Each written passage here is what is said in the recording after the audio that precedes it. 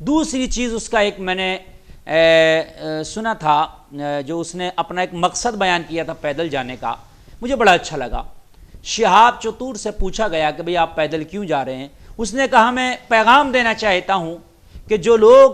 اپنے گھر سے نکل کر اپنے محلے کی مسجد میں 4 قدم چل کے نماز نہیں پڑھتے، الکس کی وجہ سے وہ نماز چھوڑ دیتے ہیں، 4 قدم نہیں چل پاتے، ان کو میں یہ پیغام دینا چاہتا ہوں کہ تم اپنے محلے کی مسجد کے لیے 4 قدم نہیں چل سکتے، میں مسجد حرام کی زیارت کے لیے 8,500 کلومیٹر چل کے جا رہا ہوں، یہ پیغام دینا چاہتا ہوں۔ تو ظاہر سی بات ہے اس کی یہ نیت اچھی ہے، یہ پیغام بالکل ذہنوں کو جھنجھوڑنے والا ہے، تسلیم کرنے والا ہے۔ ہم اس چیز کو جب سن رہے ہیں تو رونگٹے کھڑے ہو جا رہے ہیں کہ ہم 4 قدم چل کے نہیں جا سکتے، وہ 8,500 کلومیٹر چل کے کسی مسجد کی زیارت کے لیے جا رہا ہے۔ اللہ اکبر۔ پھر دوسری بات، اب ہم اس میں 1000 باتیں اپنی طرف سے لگا لیں، سمجھ رہے ہیں آپ، اس کا خیر مقدم ہو رہا ہے۔ بھئی حج کرنے والا کوئی سفر پہ جا رہا ہے، بیت اللہ شریف کی زیارت کے لیے جا رہا ہے، تو اچھے کام کے لیے جا رہا ہے، مبارک کام کے لیے جا رہا۔ اگر لوگ اس کا استقبال کر رہے ہیں تو بھئی اس میں کیا خرابی ہے، کیا برائی ہے؟ نیتاؤں کا جو استقبال کیا جاتا ہے، منتریوں کا جو پھول برسا کے استقبال کیا جاتا ہے، بڑے بڑے ادھیکاریوں کا استقبال کیا جاتا ہے، اہل حنوت کا استقبال ہماری قوم کرتی ہے، کاوڑیوں کا استقبال، ہماری کتنے لوگوں کو ہم نے دیکھا ٹوپی اور داڑھی لگائیں پھول برسا رہے ہیں، ان کے گلوں میں ہار ڈال رہے ہیں۔ بھائی اس پر تو کوئی نہیں بول رہا ہے، اس پر تو کوئی کچھ نہیں کہہ رہا ہے۔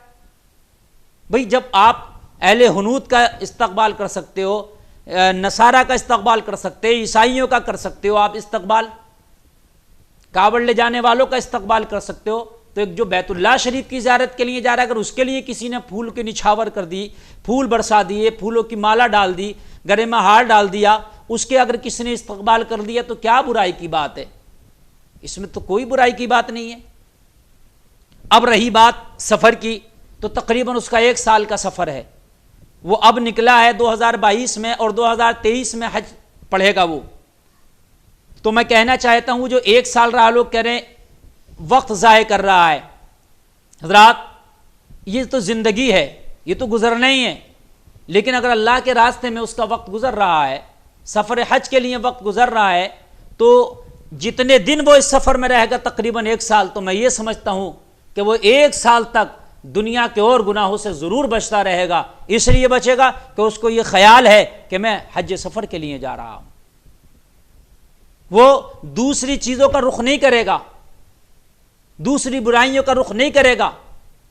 مثلا وہ دیکھ کر کے کہیں فلم نہیں دیکھے گا وہ اب،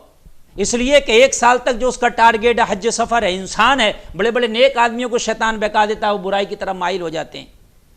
لیکن مجھے امید ہے، ویسے تو اب وہ کیا کر سکتا ہے وہ اللہ بہتر جانے، لیکن امید بہتر رکھنا چاہیے، ظن المومنین خیرہ کے تحت بہتر امید رکھنا چاہیے۔ تو بھائی وہ چل رہا ہے، تو 1 سال تک کم سے کم وہ ان گناہوں سے محفوظ رہے گا جو عام طور سے لوگوں سے سرزد ہو جاتے ہیں، چونکہ اس کو پتا میں حج سفر پہ ہوں 1 سال تک۔ پھر اس کے بعد وہ حج کرے گا، حج کرنے کے بعد جب واپس آئے گا اپنے گھر پر، تو شاید پھر بھی وہ گناہوں سے بچا رہے۔ اس کو یہ خیال ہوگا کہ کوئی تو حج کرتا ہے پانی والے جہاز سے جا کر، کوئی ہوائی جہاز سے جا کر حج کرتا ہے،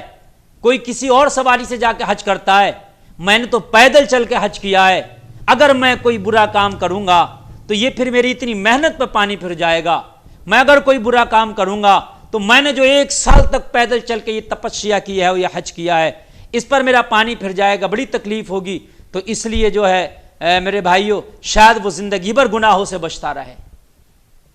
تو کہیں نہ کہیں اس میں سب زیادہ مسئولے کچلنے کی ضرورت نہیں ہے،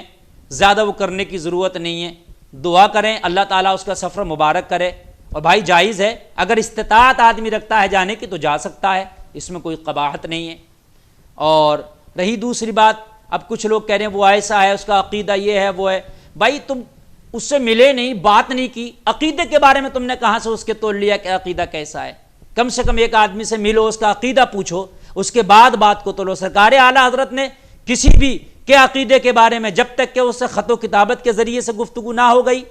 یا سامنے سے اس کے عقائد پتہ نہ چل گئے، تب تک اعلیٰ حضرت نے اس کے لیے کوئی حکم نہیں دیا۔